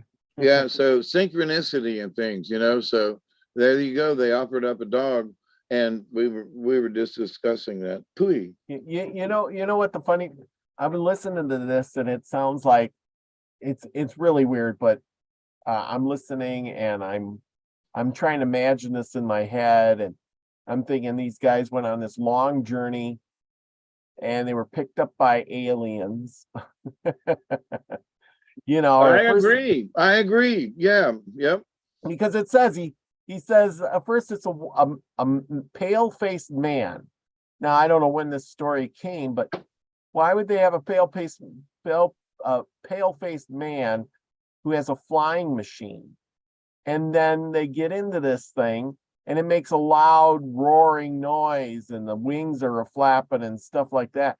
And all I'm thinking is he's talking about an airplane of some sort, you know, Well, some kind of craft, but I would agree, you know, some kind of craft that's making a lot of noise. And if you're a young Indian, what are you going to think of that? And then he drops them off, takes them to this island. You know, they're in the clouds. And they found themselves that they were sleeping on clouds, you know. Yes. So they didn't know where they were, but whoops, we're on the clouds. So yeah, keep going. But then he says something like, you know, we thought we were only there for a day, but it was a year. And I'm thinking that's because you were drugged or passed out or time travel. No, I mean something. Yeah. Something was going on there where the pale-faced man picked you up and held you for a year, and now he's going to take you somewhere and then drop you off again. And then, you know, and then they go on this. Now they're in another country because all of a sudden the birds are different colors and the scenery has changed. And they've been out there a long time because the pale-faced man gave them clothes. The wizard gave them these clothes and they deteriorated off their body and they had to put their own clothes back on. So I'm thinking, but see, but here's the point. If their clothes deteriorated, that might mean that they traveled with those clothes for years until they deteriorated. Well, here's the thing. But they still deteriorated nonetheless. But you know, if you wear a pair of jeans for 5 years, yeah. Well, here's the thing, and you're right. Clothes like I wear and you wear are cloth. Cloth deteriorates, and then they put their leather breechings on because that leather lasts forever. Yeah, because their leather, you mess it up. Well, yeah, their leather clothes would last for pretty much forever, and these are clothes that didn't last forever, and yet they had their old clothes and they had to put them back on because these deteriorated pretty fast. You know, especially if you were in water. Sounded like they were in water and a wet area, you know, especially the clothes. Stop and dry their clothes. Yeah. Yeah. So I'm thinking, yeah, they're not very hardy, these clothes were. It sounded like, you know, a future thing, you know, because obviously these clothes weren't their kind of clothes. And then it just keeps going on, and it sounds like, you know, there was birds on the wall and in cages. Where do they put birds in cages? South America. That's right, South America. Birds. Well, you know, in the Isthmus, Panama, there, but in that area. That's what it sounded like, you know. I mean, it really, and then all of a sudden they got picked up and they got put back to where they belong.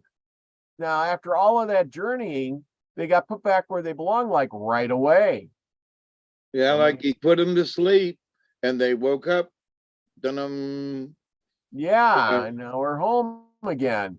You know, see, that's what I'm saying. It sounds like they were on this UFO kind of journey something. with an alien of some sort. You And, notice that he's.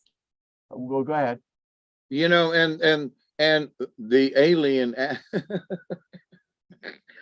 the chief, the prince asked him, like, why did you come? You came all this way, and so, but to that point, though, White Cloud and his companion were the most honorable. This story is about honor. Yes. They went all this way to meet the sun prince so that he would shine upon their crops and make them prosperous. Yeah. And they humbled before the prince, and in asking for those for the, what do you want, and they were the most humble. So it's all about honor and humility as far as all this other stuff. But, in the long run, it's a powerful story, but they were, there were aliens in there, that story. Yeah. Yeah. It's amazing how they hide that stuff in there. Like the man, the pale faced man couldn't speak their language, but then he started learning their language. Remember? And then Yep. And he gave them each some in their bowl and then yeah. taught them words that matched theirs so they could speak. Yep. Interesting. Yeah. So, yep. Interesting story. White Cloud. Yep. It is. It is very And he much. was a 10-year-old kid. See, Yeah. in the beginning of the story, you hear 10-year-old, but through the story, well, now they traveled a long time. So now how old is White Cloud at the end of the story? Him and his companion may be 20 years old now. They might have traveled at least 10 years. Well, they spent a year on the clouds, they spent a lot of time here and the travel between. And so, that could have been 10 years for the total time. So he's not a little kid, but he started out that way. You know what the funny part is too? And then this matches up, I love dabbling and hearing these stories about UFOs and stuff, right? Right, Or me too. and how he said he had a dream about the island and they had to go to the island, so they backtracked. Did you know that people who get abducted or go missing or whatever, a lot of times they'll have a dream of that days before. Yeah. How strange is that? And how strange is that they looked around each other and said, okay, who had the dream? Mm-hmm. You know? Um, and for us these days, if there was a bunch of us camping together and then woke up and said, okay, who had the dream? Where are we going? That's insanity. We Yeah. go, what? But back then, if somebody had a dream or whatever, they'd sit down and talk about it. They'd do Yeah. a council and then, okay, that dream said this. They really believed in that. Yes, yes, and that is really fact because I mean, I read about that all the time with like Red Cloud and Crazy Horse and stuff. They went on a journey, they had a dream, and then they tried to piece it together. These guys were really in tune with that other side, put it that way. They followed that dream, that the dreams were sent there for a reason and they had to interpret them. And so did Ronald Reagan. Yeah. And so did some other famous people. They've had their seer, they've had their psychics. And so it ain't like it was just the Indians.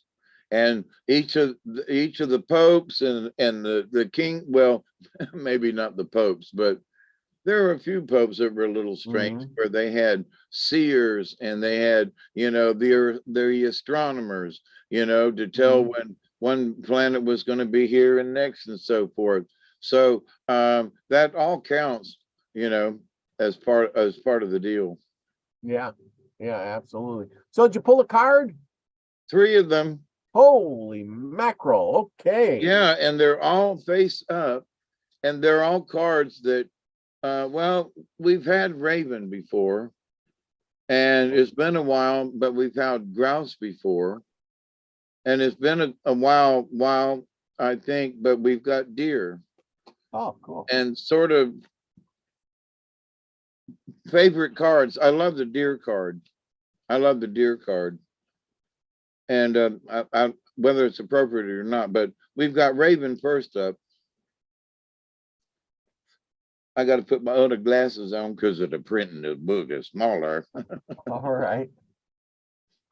But I'll be right with you. I hope that everyone out there is doing as well as possible. We always thank you for coming and hanging out with us. I hope you liked the story. I thought it was a cool story, but you know, It was. that's me. But it does show humility, what you can get, whether it's a sun prince or not. If when you're humble and ask for the right things, you know, Creator will give it to you. So Raven is number 16 in the book, and I can't remember Raven offhand, so I'll just have to read it. That's how that goes. It is. But I believe it's been a while since we've had Raven. No, we had Raven last week, I think. Did we? Yeah, it's magic. Raven, black as pitch, mystical as the moon. Speak to me of magic. I will fly with you soon. Yeah, we have had Raven recently. Yeah. Must be important then. It must be. You know, to keep getting the card, because I shuffled them up good while we were chatting, you know, and pulled them out. So they come up for a reason. That's yeah, all they seem to be. So, and it was upright. All 3 cards were upright. So we've had cards that all 3 of them were down. So that, okie doke. Throughout time, Raven has carried the medicine magic. This has been true in many cultures across the planet. It is sacred in the medicine ways to honor Raven as the bringer of magic. If magic is bad medicine, the carrier may be honored out of fear rather than out of respect. Those who fear Raven may do so because they've been dabbling in areas in which they had no knowledge and no business, and a spell backfired on them. Rather than analyzing the dark side of sorcery, realize that you will fear Raven only if you need to learn about your inner fears or self-created demons. Now, I want to say something about that self-created demons. There are a lot of people who are scared of things oh, there's this force. Oh, there's that force out there. And some of these folks I humbly believe, because I did it myself, you can call some of these demons to you.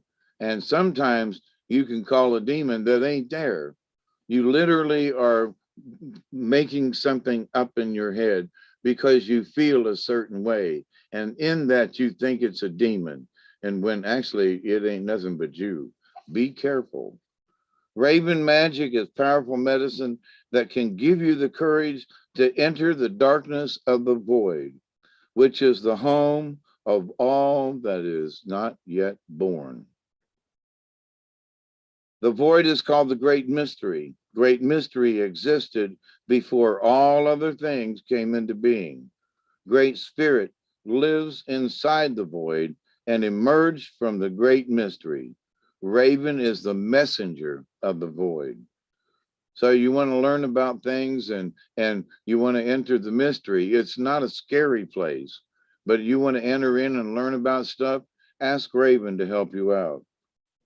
If a raven appears in your spread, you are about to experience a change in consciousness. This may involve walking inside the great mystery on another path at the edge of time.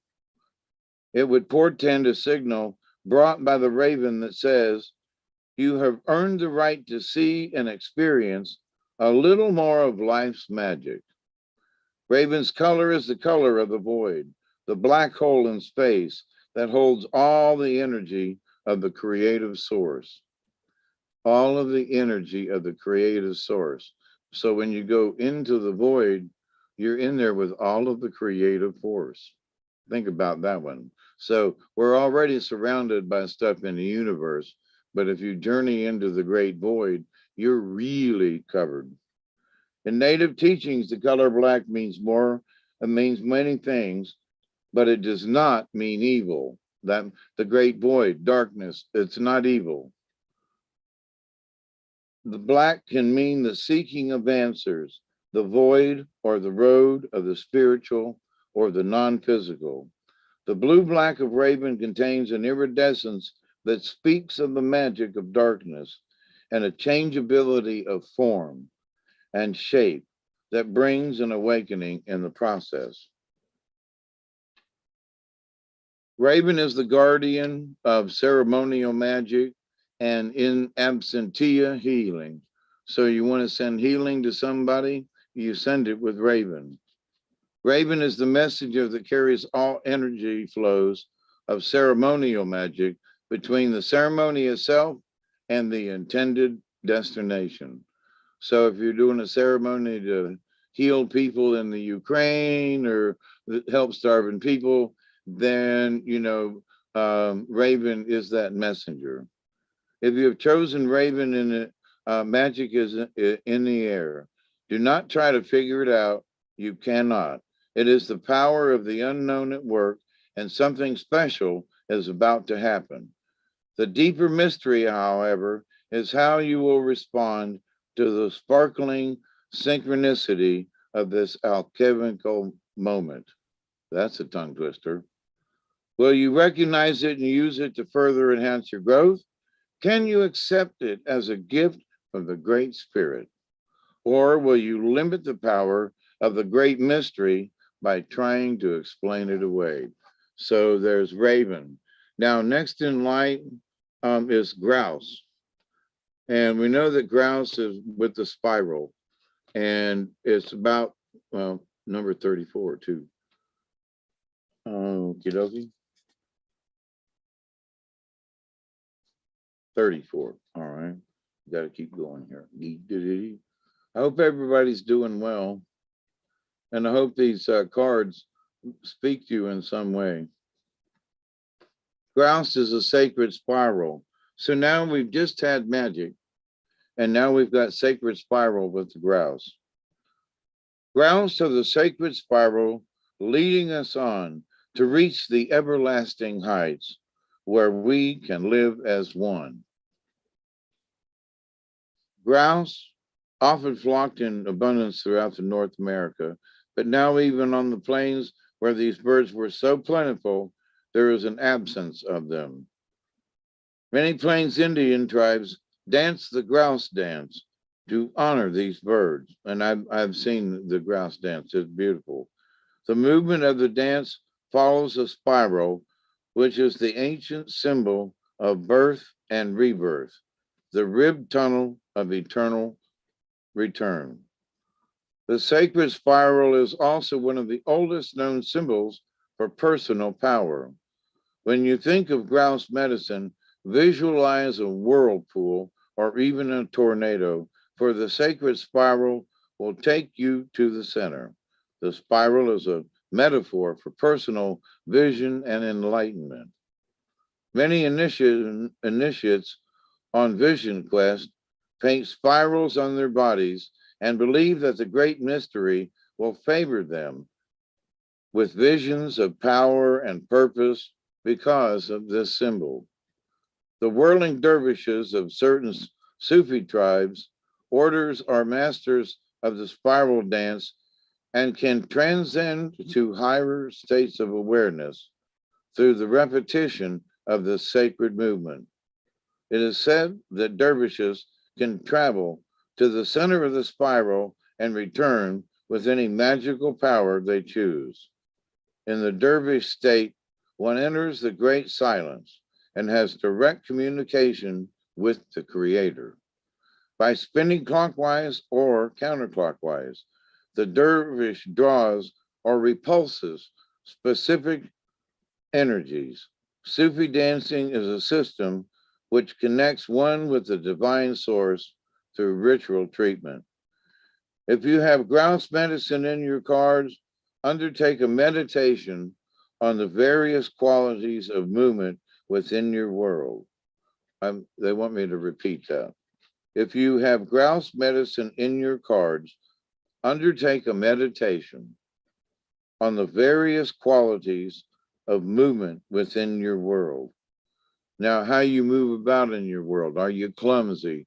Do you flow through your world? Are there chairs and ottomans in your way in your living room that you're always stepping over and tripping on that are blockages in your own world? But so undertake a meditation, meditate on things. How it's sort of like feng shui. How's your stuff laid out? You know, are you always stumbling or knocking something off the shelf? Then fix it. Begin by visualizing the sun as one member of a huge group of stars swirling in the massive pinwheel shape of the Milky Way. There's a good sign, Milky Way. Then draw yourself out of this pinwheel of light and into the spiraling of your own DNA's double helix. Well, sometimes that's a little bit hard to visualize, but analyze the way you move through your world. How do you picture yourself in the act of locomotion? Do you run do you run choppy?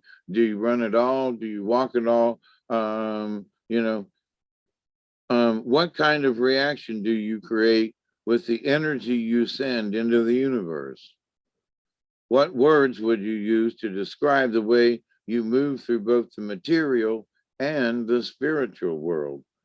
Many spiritual disciplines ask that you cease all external movement in order to recognize the inner life. Let me repeat that. Many spiritual disciplines ask that you cease all external motion in order to recognize the inner life. So that means just sit still, be patient, be quiet as much as you can, and hear the inner life. Grouse medicine, however, is an invitation to the dance. Grouse celebrates the divine source through its sacred spiral dance and offers this dance to you as a gift. Now, next one is deer. And I love the story of deer in this. I just do. Yeah, deer's good. Just backs down the demon and says, hey, it's a great story. Gentleness. So we've got magic.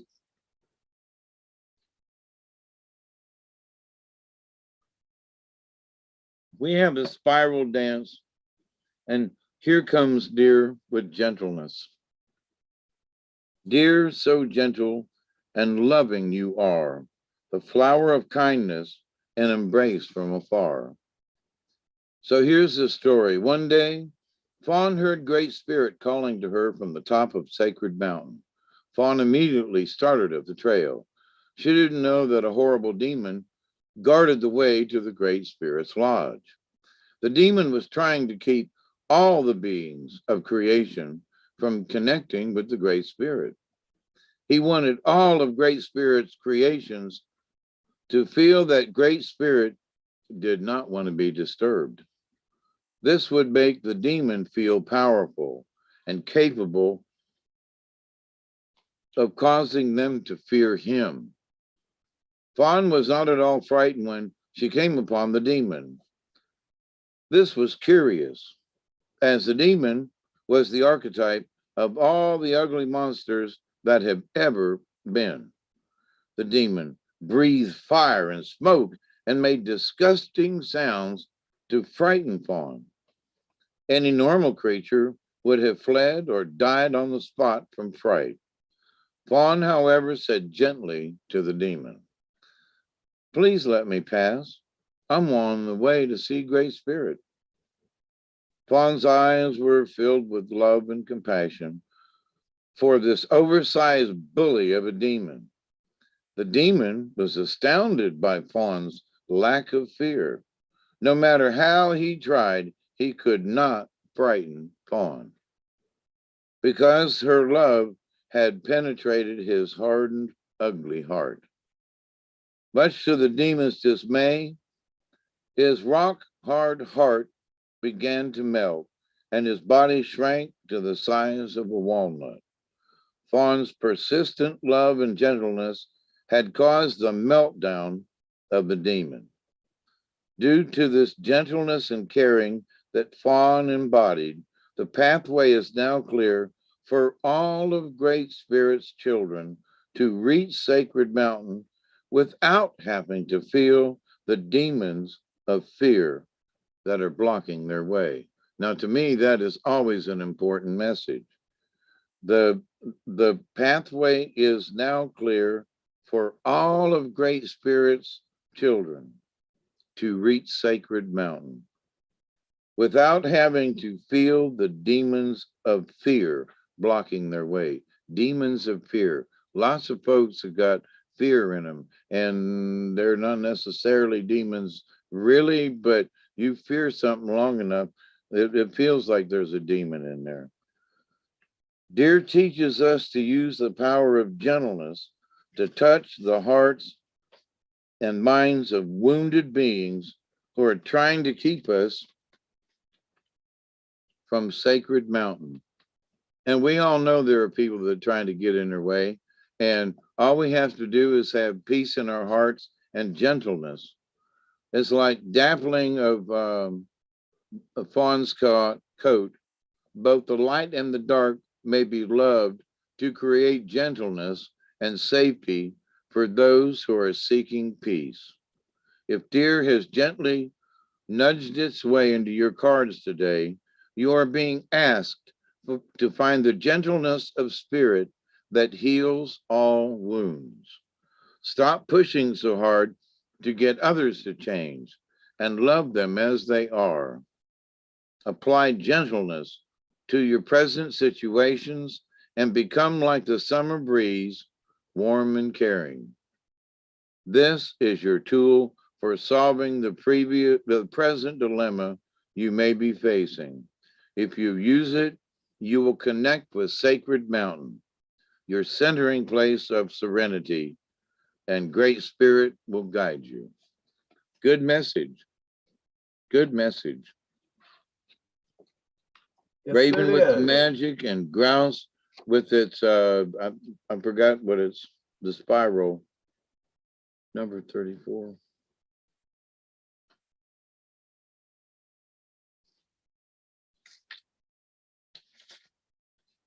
Oh, the sacred, I was right, Sacred Spiral. Yeah, that was, I thought there was something else there, but it's the Sacred Spiral. So, you know, Grouse is out asking us to dance, and Deer is with gentleness. That, see, we can all get to the Great Spirit. We're all welcome. All we got to do is stop fearing it, you know? That's right. Nice message. And kind of sort of easy to do in the long run, but it does require practice. So I love you all for listening, and I hope those cards, you know, meant something to you. It's a nice, gentle message with these cards tonight. Absolutely. And all of them positive enough, you know, that's good too. Yep. So, along with the camera doing the thing there. yeah. Yeah. I want to thank you, Robert, for having me again. Hey, no problem. No problem. The story ran a little long, but oh, it was a good, interesting story. Thank you for everybody that came and watched us tonight. I see that Jargo is in the house, and Amber Dawn is in the house. Thank you for coming. I hope you're feeling much better. I heard she was down with the you know what or something, but now her mom's got it and she's taken. See, now that's a good daughter to take care of her mother. Good for And you, Amber. and there are several family members of mine that have a flu time. They're sore throat and stuff, and there are a lot of people going through that. Thank goodness I'm clear Yep. down here. So Witch Moon's in the house. Chloe's off to work. And let's see, that's about it. And I think I mentioned everybody else who's been in chat. Anyway, thank you all for watching. This has been a great time. Hope you enjoyed the Indian thing. Next week, we'll bring you back some more great stuff. Hopefully next week, I'll do the Thunderbird. I was going to do that this weekend. Just didn't have enough information, but I have plenty of books. Who knows where it goes? Week to week, everything always just changes, doesn't it? yep. So anyway, but let's see, we'll have you on. You'll be back next week. I am glad you're getting better. Yeah. And to everybody else out there, but My anyway. staples should be all out next week. They took half of my staples out today, and boy, there is a pile of them little suckers. Let me tell you. Some did, and some of them came out arguing. They argued all the way out. But doctor said my back looks good, and put me back on some steroids to help with some of the internal swelling. But I got this. I'm walking around the house better, and tomorrow I got therapists coming to help me walk in the yard. So couldn't ask for more. And thank you, my dear friends, for all the prayers. Yes. Yeah. Thank you much for everybody. Remember, go out and do something nice for somebody. It's that time of the year. Winter's been long, and people need a hey ho, it's springtime, and a big smile on your face will go a long way. So remember, go out, be the frequency you want to receive, everybody. I love you all. Peace, everybody. And there we go, another show in the bag. How we do?